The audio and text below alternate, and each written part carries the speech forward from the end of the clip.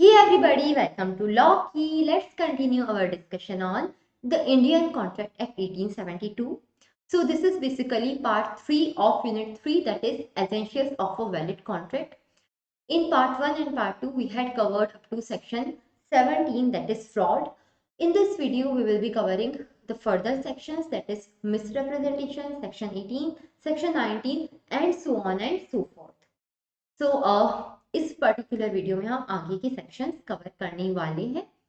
सबसे पहला आज का सेक्शन है हमारा मिस रिप्रेजेंटेशन। सबसे पहला टॉपिक है हमारा सेक्शन 18 मिस रिप्रेजेंटेशन। हमने पिछले लेक्चर में फ्रॉड के बारे में पढ़ा था कि फ्रॉड क्या होता है। फ्रॉड में हमने 5 पॉइंट्स पढ़े थे, जिसके लिए हमने निमोनिक यूज किया था सपा। ओके, SAPAA, और उसमें 5 पॉइंट्स कवर हो रहे थे फ्रॉड की डेफिनेशन में। तो फर्स्ट जो पॉइंट था, suggestion as a fact that is not true और which is not true by one who does not believe it to be true. एक पर्सन कोई ऐसी स्टेटमेंट दे रहा है जो कि सच नहीं है और उस पर्सन को भी पता है कि वो सच नहीं है, तो उसे फ्रॉड माना जाएगा। मिसरिप्रेजेंटेशन फ्रॉड का ही एक मॉडिफाइड फॉर्म है। मिसरिप्रेजेंटेशन फ्रॉड का एक मॉडिफाइड वर्जन है। मिसरिप्रेजेंटेशन में एक पर्सन झूठ बोल रहा है, एक पर्सन झूठ बोल रहा है लेकिन उसे पता ही नहीं है कि वो झूठ बोल रहा है, लेकिन उसके पास में जो इंफॉर्मेशन है या अगर वो किसी सोर्स से उसे वेरीफाई कर लेता तो शायद उसे पता चल जाता कि मैं तो झूठ बोल रहा हूँ, यानी कि एक इनोसेंट झूठ बोला जा रहा है, तो वो मिसरिप्रेजेंटेशन की कैटेगरी में आता है। एक बार देखते हैं कि सेक्शन 18 कौन कौन से पॉइंट कवर करता है मिसरिप्रेजेंटेशन के अंदर। First, statement of fact which is false would constitute misrepresentation if the person who makes it believes it to be true but is not justified by information he possesses। एक statement of fact जो कि झूठ है उसे misrepresentation मान लिया जाएगा if the person, यानी कि जो पर्सन ऐसी स्टेटमेंट दे रहा है उसे लगता है कि ये सच है। जो पर्सन झूठ बोल रहा है उसे तो ऐसा लग रहा है कि मैं सच बोल रहा हूँ, but is not justified by information he possess. लेकिन साइड में जो इंफॉर्मेशन है उससे अगर वो उसे क्रॉस वेरीफाई करता, रिकन्फर्म करता, तो उसे पता चल जाता कि वो सच नहीं है। तो इनसेंट अगर कोई झूठ बोला जा रहा है तो उसे कहा जाता है miss representation. Second, where there is a breach of duty by a person without any intention to deceive causes an advantage to him। एक पर्सन ने उसकी जो ड्यूटी थी, उसका जो ऑब्लिगेशन है, उसके अगेंस्ट कोई काम कर लिया है इनोसेंटली। ओके, इनोसेंटली सब हो रहा है इसमें, ब्रीच ऑफ ड्यूटी हुआ है, उसने अपनी ड्यूटी को तोड़ा है एक तरीके से, और उस ड्यूटी को तोड़ने की वजह से, उस ब्रीच की वजह से उस पर्सन को एक एडवांटेज हो गया है। सामने वाले पर्सन को हो सकता है कि कुछ डिसएडवांटेज हुआ हो, लेकिन उसने एक एडवांटेज इनकर किया है because of his breach of duty. And third, where a party causes, even though innocently, the other party to the agreement make a mistake as to subject matter। एक पार्टी ने इनोसेंटली दूसरी party को क्या किया है, mistake करा the subject matter पर। Contract का जो सब्जेक्ट मैटर है, सब्जेक्ट मैटर का मतलब क्या होता है कॉन्ट्रैक्ट का, कॉन्ट्रैक्ट के सब्जेक्ट मैटर का मतलब होता है जिस चीज पर हम कॉन्ट्रैक्ट कर रहे हैं। For example, I am selling this pen to you, so this is the subject matter of contract between me and you. या फिर अगर ये बॉटल, अगर if I am selling this bottle to you, तो उस केस में क्या हो जाएगा, ये बॉटल सब्जेक्ट मैटर हो जाएगा कॉन्ट्रैक्ट का। जिस चीज पर कॉन्ट्रैक्ट किया जा रहा है वो कहलाता है सब्जेक्ट मैटर ऑफ कॉन्ट्रैक्ट। तो एक पार्टी ने दूसरे पार्टी के साथ में कुछ ऐसा काम कर लिया जिसके कारण उस पर्सन को सब्जेक्ट मैटर पर ही मिस्टेक हो गई है, सब्जेक्ट मैटर की भूल हुई है। ये होता क्या है, आगे एग्जांपल्स देखते हैं और हर एक पॉइंट को कोरिलेट करेंगे आगे चलकर। तो एक बार सारी एग्जांपल्स देख लेते हैं। First example, A makes a positive statement to B that C will be made the director of a company. A makes the statement on information derived not directly from C but from M. B applies for the share on the faith of the statement which turns out to be false. The statement amounts to misrepresentation because the information received second hand did not warrant A to make a positive statement to B. A ने B को कहा कि C जो है वो एक company का director बन जाएगा। मान लो C काफी ज्यादा बड़ा आदमी है, काफी प्रोमिनेंट पर्सन है। C से मान लो सुंदर पिचाई है, ठीक है। ए ने बी को कहा कि ये सुंदर पिचाई इस कंपनी का डायरेक्टर बनने वाला है, गूगल वो छोड़ रहा है।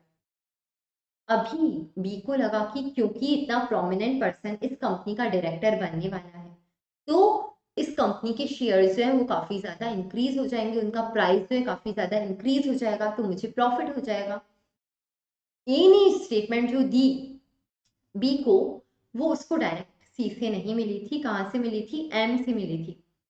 किसी और पर्सन से उड़ती उड़ती उसे इंफॉर्मेशन मिली थी, मान लो कोई र्यूमर हो, कोई अफवाह हो, जो ए ने बी को बता दी। और बी ने इस स्टेटमेंट के बेसिस पर, इस स्टेटमेंट पर फेथ कर कर क्या कर लिया, उस कंपनी के शेयर्स खरीद लिए। अब मान लो कुछ दिन बाद पता चले कि सी तो इस कंपनी का डायरेक्टर बनने ही नहीं वाला है और कंपनी के शेयर का प्राइस धड़ाम धड़ाम धड़ाम हो गया, तो उस केस में यहाँ पर बी को लॉस हो गया है। क्या ए का इंटेंशन बी के साथ में फ्रॉड करना था? बिल्कुल नहीं था। क्या ए ने एक ऐसा स्टेटमेंट दिया है जो कि झूठ है? बिल्कुल दिया है। लेकिन क्या ए को पता था कि मैं झूठ बोल रहा हूं? उसको नहीं पता था।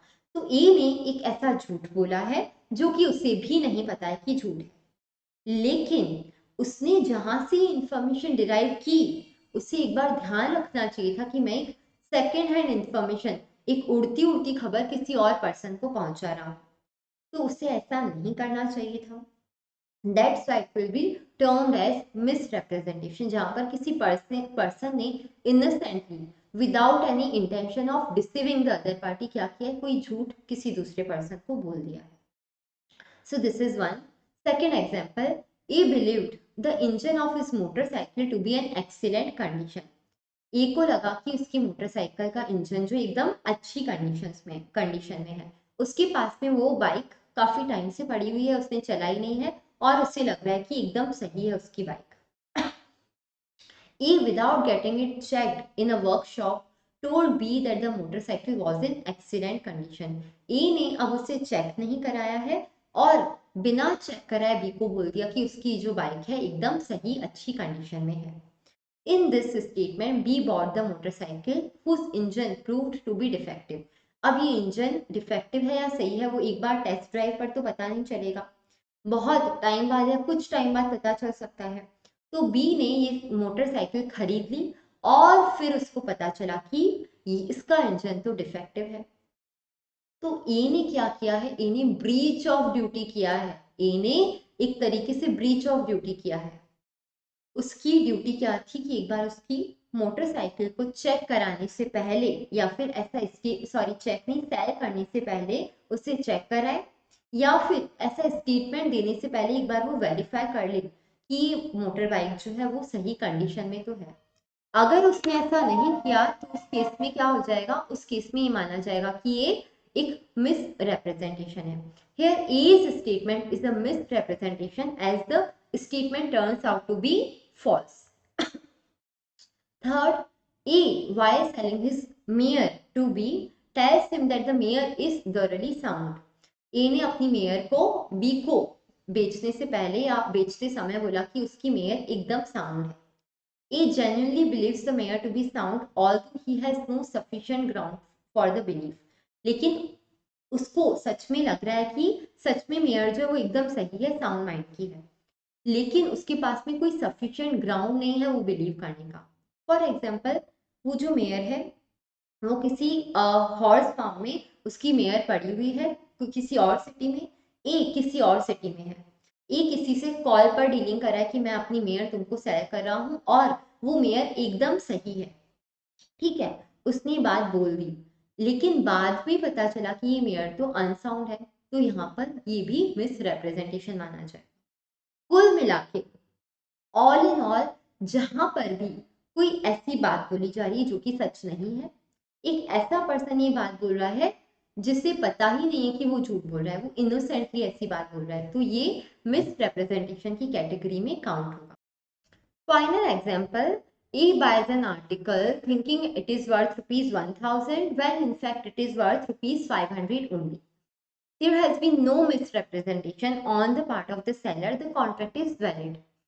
ए एक आर्टिकल खरीदता है, एक सामान खरीदता है जो कि 500 रुपए का है, लेकिन उसे लगा कि 1000 रुपए का है, तो यहाँ पर कोई मिसरिप्रेजेंटेशन नहीं माना जाएगा। यहाँ पर स्पेसिफाई किया जा रहा है कि इसको मिसरिप्रेजेंटेशन मत मान लेना। क्यों? क्योंकि बी ने आगे होकर कोई झूठ बोला ही नहीं है, ठीक है, इनोसेंटली भी कोई झूठ नहीं बोला है, एक को लगा कि 1000 रुपए का है। फॉर एग्जाम्पल, हम बहुत बार एग्जीबिशंस में जाते हैं, वहां पर डमीज पर या उन आर्टिकल्स पर या कुछ ज्वेलरी होती है आर्टिफिशियल इमिटेशन ज्वेलरी, जिस पर एक अमाउंट लिखा रहता है, कोई प्राइस टैग होता है, और वो प्राइस टैग बहुत ज्यादा होता है as compare to its actual price.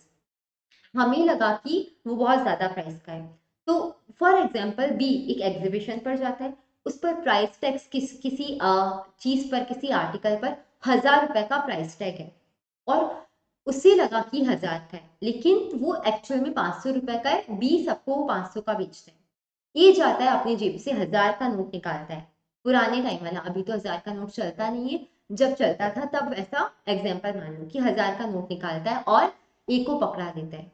आती हुई लक्ष्मी को कौन ही रोकता है? ए उससे कुछ भी नहीं बोलता है और वो आर्टिकल थमा देता है। क्या यहाँ पर ए ने कुछ मिस रिप्रेजेंटेशन किया है? नहीं किया है। बी ने आगे होकर 1000 रुपए दिए हैं, इससे एक वैलिड कॉन्ट्रैक्ट माना जाएगा, इसे वॉइडेबल कॉन्ट्रैक्ट नहीं माना जाएगा, इसे मिस रिप्रेजेंटेशन की कैटेगरी में नहीं लाया जाएगा। तो सारे ऐसे मैटर्स जहाँ पर एक पर्सन इनोसेंटली कोई झूठ बोल रहा है, कोई ब्रीच ऑफ ड्यूटी हो रहा है, कोई ऐसा काम हो रहा है जहाँ पर सब्जेक्ट मैटर पर ही मिस्टेक हो जाए। सब्जेक्ट मैटर पर मिस्टेक का मतलब क्या है? जो कॉन्ट्रैक्ट का सब्जेक्ट है उस पर ही आपने उससे मिस्टेक करा दी दूसरी पार्टी से। फॉर एग्जाम्पल, एक फ्रूट होता है ऑरेंज, दूसरा एक और फ्रूट होता है किन्नू, विच रिसेम्बल्स ऑरेंज, यानी कि वो अपीयर करता है, वो लगता है कि वो ऑरेंज है, but it is not actually orange, वो थोड़ा सा अलग होता है। That's a kinnow is a different fruit, orange is a different fruit, but kinnow appears like an orange, right. एक फ्रूट सेलर है, एक फ्रूट सेलर किन्नू बेच रहा है, बट ही इज थिंकिंग कि मैं ऑरेंज बेच रहा हूँ, उसको खुद को भी नहीं पता है कि मैं किन्नू बेच रहा हूँ। Now person comes, a buyer comes and he asks him to give some orange, to sell some orange, 2 kg orange, ठीक है। बायर बोल रहा है कि मुझे 2 किलो ऑरेंज चाहिए। इस सेलर को पता ही नहीं है कि मैं किन्नू बेच रहा हूँ या ऑरेंज बेच रहा हूँ, तो ये सेलर बोलता है कि हाँ ये ले लो, ऑरेंज ले लो। नाउ यहाँ पर ये जो पार्टी है, ये जो फ्रूट सेलर है, उसने मिस्टेक करा दी है बायर से on the subject matter of contract. Contract का जो सब्जेक्ट है उस पर ही गलती हो गई है, ये भी मिस रिप्रेजेंटेशन में आएगा। क्यों? क्योंकि इस पर्सन को खुद को भी नहीं पता है कि मैं क्या बेच रहा हूँ, तो इनोसेंटली उसने क्या करा दिया है, सामने वाले पर्सन से मिस्टेक करा दी है, किस पर? सब्जेक्ट मैटर पर। सो अगर ऐसा कुछ होता है तो ये भी किस में आएगा? मिस रिप्रेजेंटेशन में आएगा। 3 पॉइंट्स हमने मिस रिप्रेजेंटेशन में देखे, कौन कौन से? फॉल्स स्टेटमेंट्स, बट क्या है, जो पर्सन ऐसा स्टेटमेंट दे रहा है उसको भी नहीं पता है कि वो झूठ बोल रहा है। सेकंड में आ रहा है breach of duty, and third में आ रहा है mistake as to subject matter, subject matter पर ही मिस्टेक हो गई है। तो ये 3 पॉइंट्स हमारे मिस रिप्रेजेंटेशन में आएंगे। आगे का कंटेंट देखते हैं। Where a party to a contract commits fraud और मिसरिप्रेजेंटेशन, अगर कोई पार्टी या तो फ्रॉड कर रही है या मिसरिप्रेजेंटेशन कर रही है, but the other party is not in fact misled by such fraud और misrepresentation, the contract can not be avoided by the latter. एक पार्टी ने या तो फ्रॉड किया है या फिर उसके द्वारा मिसरिप्रेजेंटेशन हुआ है, लेकिन दूसरी पार्टी उस फ्रॉड या फिर मिसरिप्रेजेंटेशन के झांसे में नहीं आई है, तो उस केस में कॉन्ट्रैक्ट वॉइडेबल नहीं होगा। इसका मतलब क्या हुआ आगे देखते हैं. Thus, when a seller of specific goods deliberately conceals a fault in order that the buyer may not discover it, even if he inspects the goods, but the buyer does not in fact make any inspection, the buyer cannot avoid the contract as he is not in fact deceived by the conduct of the seller. एक person ने fraud किया है या फिर misrepresentation किया है, ठीक है, लेकिन दूसरी पार्टी उस फ्रॉड की झांसे में नहीं आई. उस फ्रॉड की झांसे में आने के कारण उसने कॉन्ट्रैक्ट में एंटर नहीं किया, उसने तो कॉन्ट्रैक्ट में ऐसे ही एंटर कर लिया था. तो उस केस में ये जो दूसरी पार्टी है वो इस कॉन्ट्रैक्ट को वॉइडेबल नहीं कर पाएगी, उसे वॉइड रिसाइन नहीं कर पाएगी. अगर एक पर्सन ने स्टडी टेबल वाला हमने एग्जांपल लिया था, एक स्टडी टेबल एक पर्सन सेल कर रहा है, उसका एक लेग उसने गम से स्टिक करके रखा था, उसे चिपका रखा था. वो टेबल डिफेक्टिव था लेकिन उसने उसके एक डिफेक्ट को हाइड करके रखा था, कंसील करके रखा था. एक बायर आता है और वो इस टेबल को खरीदता है, लेकिन वो चेक ही नहीं करता है कि ये टेबल सही है या फिर नहीं है. तो क्या ये बायर इस सेलर के इस कंडक्ट के झांसे में आया है? नहीं. क्या इस बायर ने उस डिफेक्ट को छुपा हुआ देखा? नहीं देखा. उसने तो डायरेक्टली बिना अपने डिलीजेंस को एक्सरसाइज की डायरेक्टली ही उस टेबल को परचेज किया. उसने तो एक बार कोशिश भी नहीं की कि मैं देखूं कि ये सही चीज है या फिर नहीं है. तो अगर ये जो बायर है या फिर जो दूसरी पार्टी है वो अगर फ्रॉड या फिर मिस रिप्रेजेंटेशन से मिसलीड नहीं हुई है, गुमराह नहीं हुई है, तो उस केस में ये कॉन्ट्रैक्ट वॉइडेबल नहीं रहेगा. अगर आप उस फ्रॉड या फिर मिस रिप्रेजेंटेशन उस कंडक्ट के कारण गुमराह हो गए तो फिर कॉन्ट्रैक्ट को वॉइडेबल माना जाएगा. लेकिन अगर आप उससे गुमराह हुई नहीं, आपका तो ध्यान ही नहीं गया उस चीज से रिलेटेड, और फिर आपने कॉन्ट्रैक्ट में एंटर कर लिया, तो वो कॉन्ट्रैक्ट वॉइडेबल नहीं होगा, वो कॉन्ट्रैक्ट वैलिड माना जाएगा. तो ये होता है हमारा फ्रॉड एंड मिसरिप्रेजेंटेशन. अभी आ जाते हैं हमारे कुछ डिफरेंसेस को देखते हैं जो कि एग्जाम के पॉइंट ऑफ व्यू से इम्पॉर्टेंट हैं और काफी ज्यादा इम्पॉर्टेंट है. एग्जाम में कभी कभी स्ट्रेट डिफरेंसेस पूछे जाते हैं कि कोअर्जन एंड इन्फ्लुएंस में डिफरेंस बताओ, फ्रॉड मिसरिप्रेजेंटेशन में डिफरेंस बताओ. तो डिफरेंस देख लेते हैं एक बार कि क्या क्या डिफरेंस है. पहला, कोअर्जन एंड अनड्यू इन्फ्लुएंस में. First, nature of action. किस तरीके का एक्ट किया जा रहा है कोअर्जन में, किस तरीके का एक्ट किया जा रहा है अनड्यू इन्फ्लुएंस में. Coercion involves the physical force और threat. The aggrieved party is compelled to make the contract against its will. Coercion में क्या किया जा रहा है, डराया धमका जा रहा है, फिजिकल फोर्स का यूज किया जा रहा है या फिर फिजिकली कुछ हार्म करने की धमकी दी जा रही है. अनड्यू इन्फ्लुएंस में मेंटल प्रेशर दिया जा रहा है, उसे मेंटली टॉर्चर किया जा रहा है या फिर इमोशनली ब्लैकमेल किया जा रहा है. इट इन्वॉल्व्स मोरल और mental pressure. Involvement of criminal action. Coercion में क्या हो रहा है, कोई ना कोई क्रिमिनल एक्ट किया जा रहा है या फिर उसे करने की धमकी दी जा रही है. अनड्यू इन्फ्लुएंस में कोई क्रिमिनल एक्ट, कोई इलीगल एक्ट नहीं किया जा रहा है, उसमें सिर्फ मेंटली प्रेशराइज किया जा रहा है या फिर इन्फ्लुएंस करने की कोशिश की जा रही है. Coercion involves committing or threatening to commit any act forbidden by Indian Penal Code or detaining or threatening to detain property unlawfully या फिर किया जा रहा है या फिर करने की धमकी दी जा रही है. क्या, जो कि इंडियन पीनल कोड में कोई ऐसा एक्ट जो कि इंडियन पीनल कोड आईपीसी में क्या है, फॉरबिडन है, या फिर डिटेन किया जा रहा है या फिर थ्रेटनिंग टू डिटेन करने की धमकी दी जा रही है किसी की पर्सन की प्रॉपर्टी को अनलॉफुली. अनड्यू इन्फ्लुएंस में no such illegal act is committed और a threat is given. Third point, relation between the parties. It is not necessary that there must be some sort of relation between the parties. Some sort of relation between the parties is absolutely necessary in undue influence. Coercion के case में parties में relation होना जरूरी नहीं है. दो parties हैं, ठीक है, दोनों में अग्रीमेंट हुआ है, एक पार्टी ने दूसरी पार्टी को डराया धमकाया है. क्या इन दो पार्टीज के बीच में रिलेशन होना जरूरी है? क्या घर वालों को ही डराया धमकाया जा सकता है या फिर किसी भी थर्ड पार्टी को कोई पर्सन डरा धमका सकता है? ऑफ कोर्स किसी भी अनरिलेटेड पर्सन को भी डराया धमकाया जा सकता है। लेकिन क्या अनड्यू इन्फ्लुएंस को इमोशनल ब्लैकमेलिंग या फिर ऐसे किसी मेंटल प्रेशर को यूज कर सकते हो आप किसी थर्ड पार्टी पर, या फिर किसी रिलेटिव पर, किसी नियर रिलेशन के पर्सन के ऊपर ही आप इन्फ्लुएंस यूज कर पाओगे? ऑफ कोर्स किसी नियर रिलेशन के पर्सन के ऊपर ही अनड्यू इन्फ्लुएंस का यूज किया जा पाएगा। तो अनड्यू इन्फ्लुएंस के केस में रिलेशन होना जरूरी है, कोअर्जन के केस में रिलेशन होना जरूरी नहीं है। Next point, exercise by home. Coercion कौन एक्सरसाइज कर सकता है, अनड्यू इन्फ्लुएंस कौन एक्सरसाइज कर सकता है? कोअर्जन के केस में क्या जरूरी है कि जो पार्टी टू कॉन्ट्रैक्ट है वही दूसरी पार्टी को डराए धमकाए, या फिर एक पार्टी टू कॉन्ट्रैक्ट किसी दूसरे पर्सन को कॉन्ट्रैक्ट में एंटर कराने के लिए क्या करे, किसी तीसरी थर्ड पार्टी का, किसी गुंडे का, किसी मवाली का यूज करे उसे डराने धमकाने में? अगर एक पर्सन दूसरे पर्सन के साथ में कॉन्ट्रैक्ट में एंटर करना चाहता है जबरदस्ती, तो जरूरी तो नहीं है कि वो खुद उसे डराए धमकाए, वो किसी थर्ड पार्टी को भी यूज कर सकता है उस पर्सन को या उसके किसी रिलेटिव को डराने धमकाने में।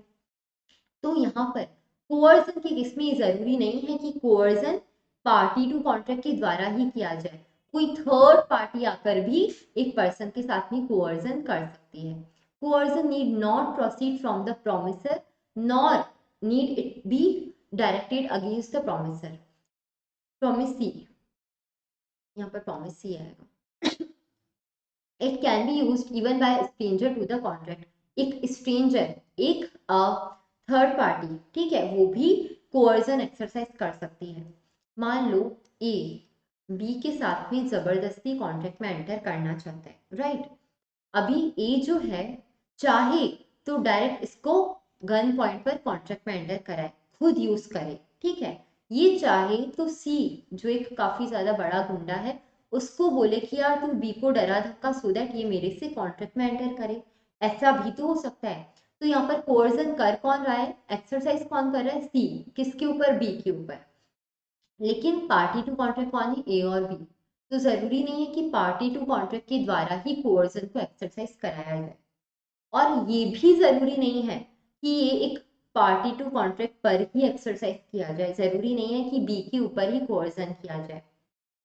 ऐसा भी तो हो सकता है कि सी बी के बेटे को डराए धमकाए, डी को, ठीक है, बी का बेटा है डी, या फिर बी के दूसरे फैमिली मेंबर्स को डराए धमकाया, उनके साथ में कोई क्राइम करे। तो जरूरी नहीं है कि एक पार्टी टू कॉन्ट्रैक्ट कोर्जन करे, और ये भी जरूरी नहीं है कि पार्टी टू कॉन्ट्रैक्ट के ऊपर प्रॉमिस सी के ऊपर, यानी कि जिसके साथ में आपको कॉन्ट्रैक्ट करना है उसके ऊपर आप कोर्जन एक्सरसाइज करें, उसके किसी फैमिली मेंबर के साथ में भी आप कर सकते हो। तो this is a fact with coercion. Undue influence के केस में क्या एक थर्ड पार्टी आकर पार्टी टू कॉन्ट्रैक्ट को इन्फ्लुएंस कर सकती है, इमोशनली ब्लैकमेल कर सकती है? नहीं कर सकती। इमोशनल करेगा कौन, वही पर्सन जो कि पार्टी टू कॉन्ट्रैक्ट है, वही पर्सन जिसका रिलेशन है उसके साथ में। undue influence is always exercised between the parties to the contract. Enforceability, इसे एनफोर्स कराया जा सकता है, यानी कि कोअर्जन के द्वारा या फिर अनड्यू इन्फ्लुएंस के कारण कोई कॉन्ट्रैक्ट अगर एग्जिस्टेंस में आया है तो उसकी एनफोर्सिबिलिटी क्या रहेगी, क्या उसे एनफोर्स करा सकते हैं या फिर नहीं करा सकते? The contract is voidable at the option of the party whose consent has been obtained by coercion. Coercion के केस में ये जो कॉन्ट्रैक्ट है उस पार्टी के ऑप्शन पर अवॉइडेबल हो जाता है जिसकी कंसेंट फ्री नहीं थी, जो अग्रीड पार्टी थी। जिस पर्सन के साथ में ऐसा हुआ, जिसके साथ में ऐसा गलत किया गया, उसके ऑप्शन पर कॉन्ट्रैक्ट वॉइडेबल हो जाता है, यानी कि वो चाहे तो इस कॉन्ट्रैक्ट को एनफोर्स करे और चाहे तो इसे वॉइड कर दे, रिसाइन कर दे। अनड्यू इन्फ्लुएंस के केस में where the consent is induced by undue influence, the contract is either voidable or the court may set it aside or enforce it in a modified form. लेकिन जहां पर undue influence का use हुआ है वहां पर या तो हो सकता है कि कॉन्ट्रैक्ट वॉइडेबल हो जाए, या फिर ऐसा भी हो सकता है कि कॉन्ट्रैक्ट क्या करे, कोर्ट क्या करे, इस कॉन्ट्रैक्ट को या तो सेट असाइड कर ले, हटा दे कि नहीं बिल्कुल ही इसको एनफोर्स ही नहीं करना है, या फिर कोर्ट चाहे तो इसको किसी मॉडिफाइड फॉर्म में एनफोर्स करे। इसका मतलब क्या हुआ? मॉडिफाइड फॉर्म में एनफोर्स कराने का मतलब क्या हुआ? मान लो ए एक डॉक्टर है, बी एक पेशेंट है। A is a doctor, B is a patient.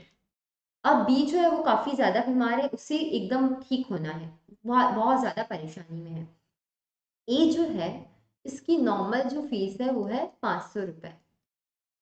लेकिन क्योंकि बी बहुत ज्यादा परेशानी में है, ए बी को बोलता है कि मैं तुझे ठीक कर दूंगा, लेकिन तू मुझे एक प्रॉमिसरी नोट पर साइन करके दे दे, एक प्रॉमिस करके दे दे कि तू मुझे 10,000 रुपए पे करेगा। ठीक है। अभी बी ऐसा प्रॉमिसरी नोट लिख कर दे देता है, साइन कर कर दे देता है ए को कि मैं तुम्हें 10,000 रुपए पे करूंगा।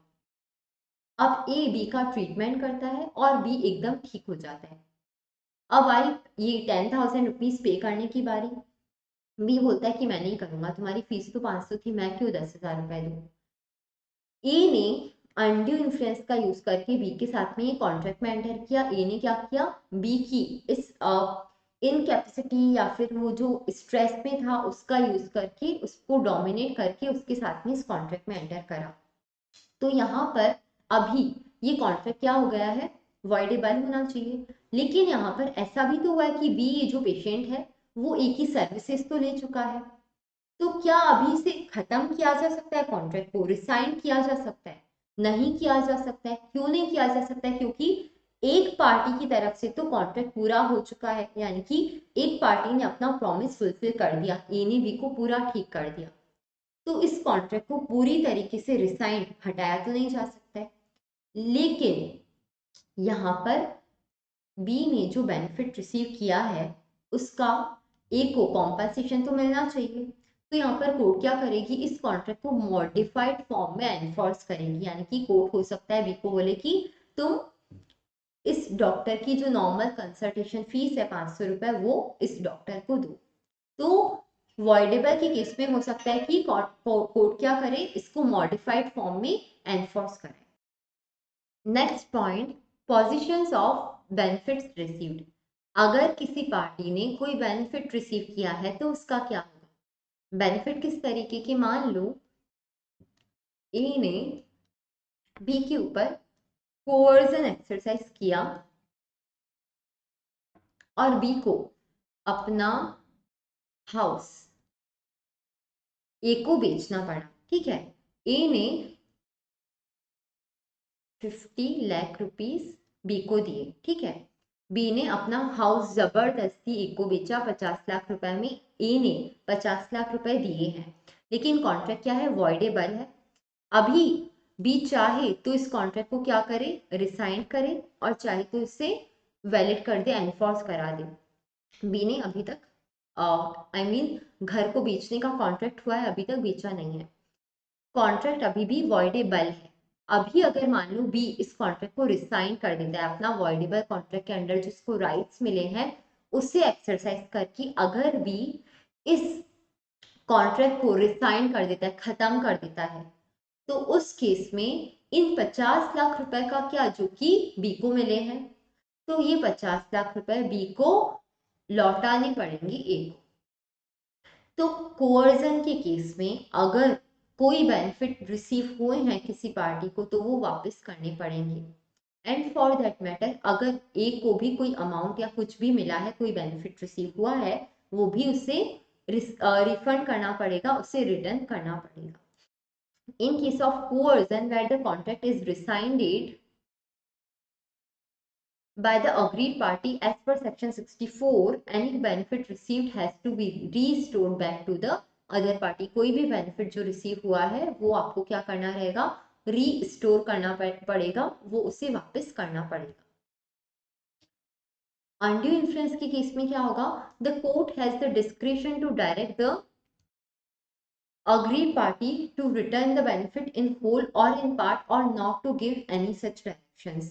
लेकिन अनड्यू इन्फ्लुएंस के केस में कोर्ट जो है उसके पास में मैटर जाएगा, कोर्ट के पास डिस्क्रिप्शन है, कोर्ट अपनी इच्छा से उसे जैसा सही लगेगा उस तरीके से बेनिफिट्स को रिटर्न कराएगा या फिर पार्शियली रिटर्न कराएगा या जो भी होगा वो कराएगा। तो this was all about coercion and undue influence का डिफरेंस। आगे बढ़ते हैं और देखते हैं difference between fraud and miss representation. Fraud and miss representation में डिफरेंस क्या है?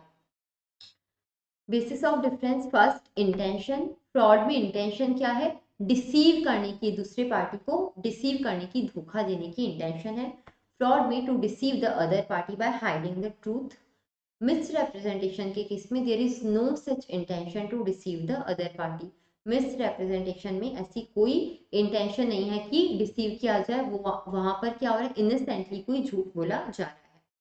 Knowledge of truth, the person making the suggestion believes that the statement was untrue। जो झूठ बोल रहा है उसे भी पता है कि मैं झूठ बोल रहा हूँ। मिस रिप्रेजेंटेशन के केस में जो पर्सन झूठ बोल रहा है उसे नहीं पता है कि वो झूठ बोल रहा है। The person making the statement believes it to be true although it is not true। Third point, rescission of the contract and claim for damages। Rescind कर sorry, the injured party can repudiate the contract and claim for damages. जो aggrieved party है वो क्या कर सकती है, contract को cancel कर सकती है और डैमेज क्लेम कर सकती है फ्रॉड के अंडर। मिस रिप्रेजेंटेशन के केस में the injured party is entitled to repudiate the contract और sue for restitution but can not claim the damages. इसका मतलब क्या हुआ, अग्रीड पार्टी जो इंजर्ड पार्टी है, जिस पर्सन के साथ में मिस रिप्रेजेंटेशन हुआ है, वो चाहे तो कॉन्ट्रैक्ट को खत्म कर दे। रेप्यूडिएट का मतलब होता है खत्म कर देना, रिसाइन कर देना। तो वो चाहे तो कॉन्ट्रैक्ट को खत्म कर दे, कैंसिल कर दे और सू फॉर रेस्टिट्यूशन, यानी कि अगर उसकी तरफ से कोई अमाउंट दिया गया है दूसरी पार्टी को जिसने मिस रिप्रेजेंटेशन किया है तो वो कॉम्पनसेशन मांग सकती है, लेकिन डैमेज क्लेम नहीं कर सकती। कॉम्पनसेशन इन द सेंस कि वो बोल सकती है कि मैंने जो अमाउंट दिया है वो मुझे रिटर्न करो, लेकिन वो डैमेज क्लेम नहीं कर सकती। उसको कोई एज सच नुकसान हुआ है या कुछ और हुआ है तो उसका डैमेज क्लेम नहीं कर सकती है। Means to discover the truth, the party using the fraudulent act cannot secure or protect himself by saying that the injured party had means to discover the truth। यहाँ पर जिस पार्टी ने fraud किया है वो ये आर्ग्यूमेंट नहीं दे सकता है कि यार सामने वाली पार्टी के पास में क्या था, वो सच पता लगा सकती थी, उसको इस तरीके से सच पता लगाना चाहिए था। ऐसा आप नहीं कर सकते क्योंकि आपने आगे होकर फ्रॉड किया है, आपने किसी को डिसीव करने की इंटेंशन से कोई काम किया है, तो आप कभी ऐसा आर्ग्यूमेंट नहीं दे सकते हो कि सामने वाला पर्सन इस सच को जान भी सकता था। मिस रिप्रेजेंटेशन के केस में party can always plead that the injured party had the means to discover the truth. Misrepresentation के केस में वो जो पार्टी है, डिफॉल्टिंग पार्टी, वो ये बोल सकती है कि इंजर्ड पार्टी के पास में सच जानने के रिसोर्सेस थे, डिस्कवर करने के मीन्स थे। तो ये होता है हमारा फ्रॉड। नेक्स्ट टॉपिक पर आ जाते हैं मिस्टेक पर। मिस्टेक का मतलब क्या होता है, गलती या फिर भूल। अब ये जो पर्टिकुलर टॉपिक है मिस्टेक, ये यहाँ पर आपके कंटेंट में बहुत ज़्यादा डिफाइन नहीं किया हुआ है, बहुत ज़्यादा डिस्क्राइब भी नहीं किया हुआ है। अगर इस टॉपिक को समझना हो तो it will take a lot of time. Almost 45 minutes का ये डिस्कशन है मिस्टेक का, लेकिन कंटेंट इतना ज़्यादा यहाँ पर दिया नहीं हुआ है, so it won't B worth it कि ये सारा टॉपिक को समझने के लिए उतना टाइम डिवोट किया जाए अगर हम एग्जाम ओरिएंटेड पढ़ रहे हैं तो। और अगर हम नॉलेज के अकॉर्डिंग पढ़ रहे हैं तो it's worth consuming the time कि हमें ये सब पढ़ना चाहिए सो दैट जो टॉपिक है उससे उसका पूरा नॉलेज हमें हो जाए। बट नाउ फॉर नाउ यहाँ पर हम थोड़ा सा ही डिस्कशन कर रहे हैं, जितना कि दिया हुआ है उस अकॉर्डिंग मिनिमल एकदम। Mistake of law and mistake of fact. Mistake के दो पार्ट्स हैं जिसे मैं एक अलग वीडियो में कवर कर लूंगी, जिसमें एक पूरा प्रॉपर डिस्कशन हम कर लेंगे। But for this video, for this series, I am just going to cover whatever is there in our syllabus, right. तो मिस्टेक जो होता है, भूल, गलती, मिस्टेक को दो पार्ट्स में डिवाइड किया हुआ है, mistake of law and mistake of fact. दो तरीके की भूल मानी जाती है, एक तो कानून की गलती मिस्टेक ऑफ लॉ, दूसरा मिस्टेक ऑफ फैक्ट तथ्य की गलती, किसी फैक्ट की गलती। मिस्टेक ऑफ लॉ को अगेन दो पार्ट्स में डिवाइड किया हुआ है, mistake of Indian law and mistake of foreign law. Mistake of law का मतलब होता है कि आपको कानून को लेकर यानी कि लॉ के नॉलेज को लेकर आपको कोई गलती हो गई है, आपने कोई गलती की है। फॉर एग्जाम्पल कोई पर्सन इंडिया में कोई क्राइम कर दे, किसी का मर्डर कर दे और फिर बोले कि मुझे तो पता ही नहीं था कि इंडिया में ऐसा कोई एक्ट भी है, कोई ऐसा लॉ भी है जिसमें मर्डर को गलत बताया हुआ है, प्रोहिबिटेड है, और मर्डर को क्राइम बताया हुआ है। मुझे तो लगा कि मर्डर एक नॉर्मल सी चीज है कि कोई पर्सन पसंद नहीं आ रहा है तो उसको मार दो और क्या करो, जो कि गलत है। ठीक है। या कोई पर्सन किसी दूसरे पर्सन के यहाँ पर चोरी करता है और फिर वो बोले कि मुझे तो पता ही नहीं था कि यहाँ पर चोरी करना मना है। अगर लोगों को ये एक्सक्यूज देने अलाउ कर दिया जाए तो फिर तो हर कोई यही करेगा। हर कोई पर्सन क्या करेगा, लॉ को इवेट करेगा, उसका नॉन कंप्लायंस करेगा, लॉ को उल्लंघेगा और फिर बोलेगा मुझे पता ही नहीं था। And for this reason mistake of law का अगर आप एक्सक्यूज देते हो तो उसे वैलिड नहीं माना जाएगा, उसे एक्सेप्ट नहीं किया जाएगा, उसे एकदम भी माफ नहीं किया जाएगा। Mistake of Indian law and mistake of foreign law, ये क्या होता है? मिस्टेक ऑफ इंडियन लॉ का मतलब है कि इंडिया में प्रिवेलिंग जो कानून है उनको लेकर आपने भूल कर दी।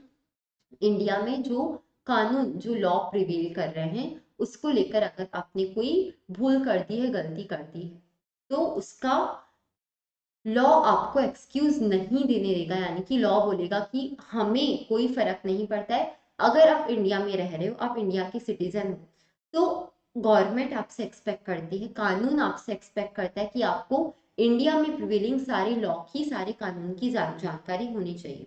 ऑफ कोर्स अगर आप किसी जगह पर रह रहे हो तो ऑफ कोर्स आपको पता तो होना चाहिए ना कि वहां पर कौन कौन से रूल प्रिवेल कर रहे हैं, आपको कौन कौन से कानून को फॉलो करना है। अगर आपको नहीं पता है और फिर भूल कर आप कानून को लांघ देते हैं तो आप वो एक्सक्यूज नहीं दे सकते हो कि मुझे तो पता ही नहीं था। तो मिस्टेक ऑफ इंडियन लॉ का आप एक्सक्यूज नहीं दे सकते हैं। लेकिन मिस्टेक ऑफ फॉरेन लॉ जो है, यानी कि बाहर के, इंडिया से बाहर के जो लॉ है उनका, उन्हें जानना आपका जरूरी नहीं है, उनसे रिलेटेड अगर आप कोई मिस्टेक कर देते हो तो उसका एक्सक्यूज आप दे सकते हो। आगे आता है मिस्टेक ऑफ फैक्ट, यानी कि तथ्य को लेकर, यानी कि कॉन्ट्रैक्ट से रिलेटेड किसी फैक्ट को लेकर आपने कोई मिस्टेक कर दी है। अब इस मिस्टेक को दो पार्ट्स में डिवाइड किया हुआ है, bilateral mistake and unilateral mistake. Bilateral mistake का मतलब है दोनों पर्सन्स ने कोई मिस्टेक कर दी है, दोनों पर्सन को उस कॉन्ट्रैक्ट से रिलेटेड किसी मैटर के बारे में पता ही नहीं था।